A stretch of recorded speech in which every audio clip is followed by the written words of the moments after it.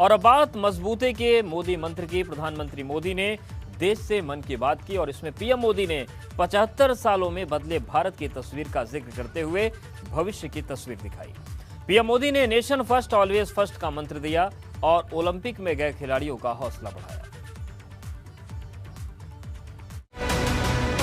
Tokyo Olympic में भारतीय खिलाड़ियों को तिरंगा लेकर चलते देखकर मैं ही नहीं, पूरा देश रोमांचित हो उठा।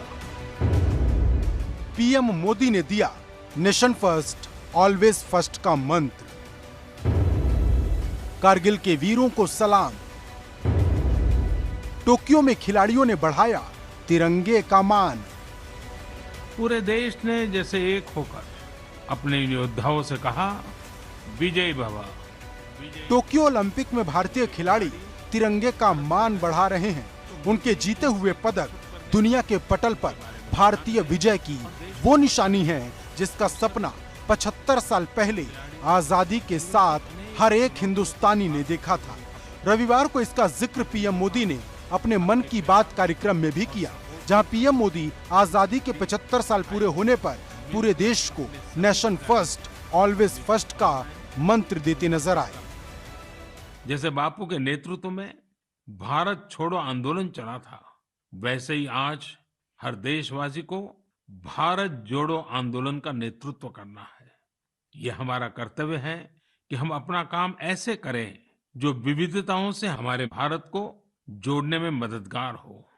तो आइए हम अमृत महोत्सव को ये अमृत संकल्प लें कि देश ही हमारी सबसे बड़ी आस्था, सबसे बड़ी प्राथमिकता बना रहेगा। नेशन फर्स्ट ऑलवेज फर्स्ट के मंत्र के साथ ही हमें आगे बढ़ना है। पीएम मोदी का ये संदेश देश को एक सूत्र में जोड़ने के लिए था। ठीक उसी तरह जब आजादी दिलाने के लिए देश एक साथ उठ खड़ा हुआ था। इस दौरान पीएम मोदी ने करगिल के वीरों के शौर्य को भी याद किया। कल यानी 26 जुलाई को करगिल विजय दिवस भी है। करगिल का युद्ध भारत की सेनाओं के शौर्य और संयम का ऐसा प्रतीक है जिसे पूरी दुनिया ने देखा है।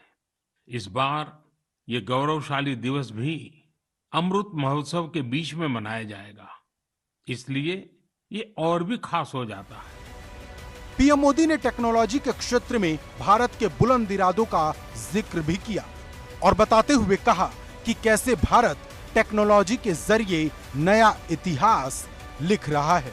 पीएम मोदी ने लखीमपुर खीरी की उन महिलाओं की जमकर तारीफ भी की जो केले के बेकार तनों से बनाना फाइबर बनाने की ट्रेनिंग दे रही हैं। मुझे उत्तर प्रदेश के लखीमपुर खीरी में किए गए एक प्रयास के बारे में भी पता चला है। कोविड के दौरान ही लखीमपुर खीरी में एक अनोखी पहल हुई है। वहां महिलाओं को केले के बेकार तनों से फाइबर बनाने की ट्रेनिंग देने का काम शुरू किया गया। वेस्ट में से बेस्ट करने का मार्ग। केले के तने को काटकर मशीन की मदद से बनाना फाइबर तैयार किया जाता है जो जूट या सन की तरह होता है। इस फाइबर से हैंडबैग, चटाई, दरी, कितनी ही चीजें बनाई जाती हैं। इससे एक तो फसल के कचरे का इस्तेमाल शुरू हो गया, वहीं दूसरी तरफ गांव में रहने वाली हमारी बहनों बेटियों को आय का एक और साधन मिल गया।